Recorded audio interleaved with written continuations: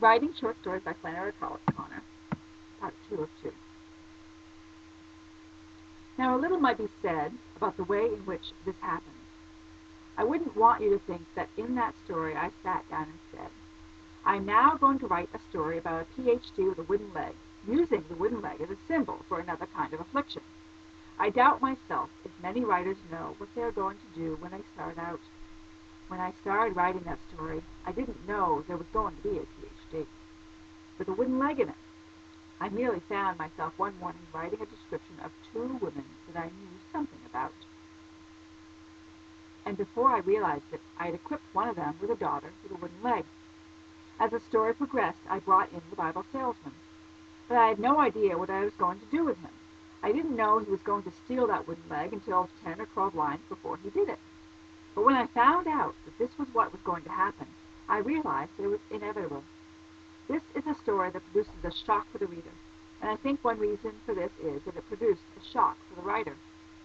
Now, despite the fact that this story came about in this seemingly mindless fashion, it is a story that almost no rewriting was done on. It is a story that was under control throughout the writing of it, and it might be asked how this kind of control comes about, since it is not entirely conscious. I think the answer to this is what Merwin calls the habit of art. It is a fact that fiction writing is something in which the whole personality takes part, the conscious as well as the unconscious mind. Art is the habit of the artist, and habits have to be rooted deep in the whole personality. They have to be cultivated like any other habit over a long period of time by experience, and teaching any kind of writing is largely a matter of helping the student develop the habit of art. I think this is more than just a discipline, although it is that. I think it is a way of looking at the created world and of using the senses so as to make them find as much meaning as possible in things. Now, I'm not so naive as to suppose that most people come to writers' conferences in order to hear what kind of vision is necessary to write stories. That will become a permanent part of our literature. Even if we do wish to hear this, your greatest concerns are immediately practical.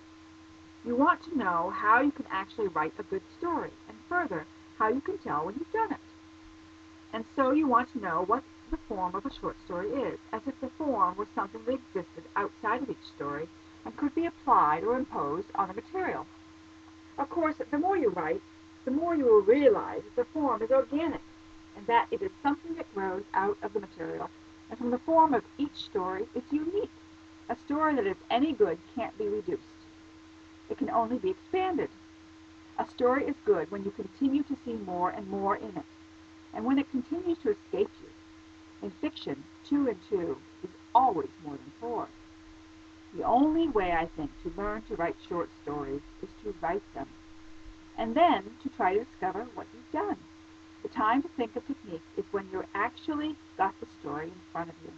The teacher can help the student by looking at his individual work and trying to help him decide if he's written a complete story, one in which the action fully illuminates the meaning. Perhaps the most profitable thing I can do is to tell you about some of the general observations I made about the 7 stories I read of yours. All of these observations will not fit any one of the stories exactly, but they are points, nevertheless, that it won't hurt anyone interested in writing to think about. The first thing that any professional writer is conscious of in reading anything is, naturally, the use of language. Now, the use of language in these stories was such that, with one exception, it would be difficult to distinguish one story from another. While I can recall running into several cliches, I can't remember one image or one metaphor from the 7 stories. I don't mean there weren't images in them. I just mean that there weren't any that were effective enough to take away with you. In connection with this, I made another observation that startled me considerably. With the exception of one story, there was practically no use made of the local idiom.